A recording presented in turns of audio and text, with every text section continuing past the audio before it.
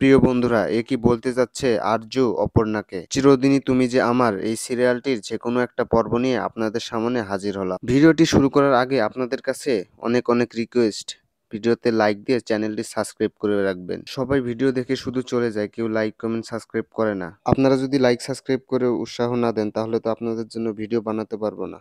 আপনাদের লাইক কমেন্টের আশায় আমি সুন্দর সুন্দর ভিডিও নিয়ে আপনাদের সামনে আসি। যাই হোক, চলেন ভিডিও শুরু করা যাক। আর আপনারা সবাই জানেন অপর্ণা আরজুর কোম্পানিতে কাজ করে। তারপর আরজু যখন অপর্ণাকে বলতে যাবে আজ সন্ধ্যার পর আমরা দেখা করব, এই কথা যখন বলতে যাবে তখনই আরজুর কোম্পানিতে যারা কাজ করে তারা চলে আসে। আর ইতিমধ্যেও অপর্ণা অনেকটাই ব্যস্ত ছিল, কাজের চাপে আরজুর সাথে তেমন একটা কথা বলতে পারছিল না। এইদিক কাজের চাপ দেখে আরজু খুশিও হচ্ছিল আবার মনও খারাপ করছিল, কারণ কোম্পানিটা হচ্ছে আরজুর। আর ইতিমধ্যে দেখতে পাচ্ছেন অপর্ণা অনেক ব্যস্ত, তার টিম মেম্বারের সাথে সে কি জানি গুরুত্বপূর্ণ একটা কাজ করছেন। এইদিকে আরজু অনেক ভাবতাছে সে অপর্ণার সাথে কিভাবে কথা বলবে এত ব্যস্ততার মাঝে। আর আপনারা অনেকে জানেন আরজুর কোম্পানির পুরোপুরি দায়িত্বই পরে দিয়ে দিছে অপর্ণাকে। আর অপর্ণা তো এমনি এমনি দায়িত্ব পায়নি, তার সাহসিকতা দেখে আরজু তাকে দায়িত্ব দিয়েছে। এইদিকে আরজু অপর্ণার কাজ দেখে অনেকটাই খুশি, কারণ আরজু তাকে দায়িত্ব দিয়েছেন সে দায়িত্বের সাথে কাজ করতে পারতেছে।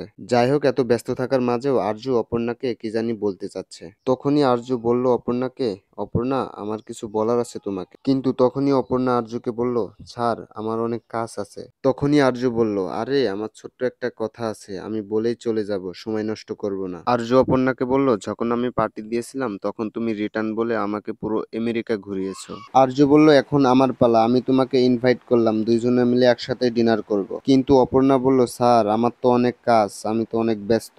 আরজু তখন বলল, তুমি যখন আমাকে ইনভাইট করেছিলে তখনও তো আমার অনেক কাজ ছিল, তারপরেও তো আমার কাজের ফাঁসে আমি তোমার ইনভাইট গ্রহণ করেছি। আরজু আবারও অপর্ণাকে বলল, সমস্যা নেই অপর্ণা, তুমি তোমার কাজের ফাঁকে এসো, একসাথে ডিনার করব, কোনো প্রকার সমস্যা হবে না। কিন্তু তখনই অপর্ণা বলল, স্যার আমার তো অনেক সমস্যা হবে মনে হচ্ছে। কিন্তু এই কথায় আরজুর অনেকটাই মন খারাপ হয়ে গেল। আর অপর্ণাকে কিছু না বলে সে বাইরে চলে আসলো। বাইরে চলে আসার পর সে ভাবতে শুরু করলো, অপর্ণার হঠাৎ কি হয়ে গেছে, সে এমন আচরণ করছে আমার সাথে। প্রিয় বন্ধুরা, আজকের ভিডিওটা এতটুকু পর্যন্তই। আগেই বলেছিলাম লাইক সাবস্ক্রাইব করে পাশে থাকবেন। আপনারা যদি উৎসাহ না দেন তাহলে তো আমি কোনো ভিডিও তৈরি করতে পারি না। আপনারা উৎসাহ দিবেন, আপনাদের জন্য নতুন নতুন ভিডিও তৈরি করব।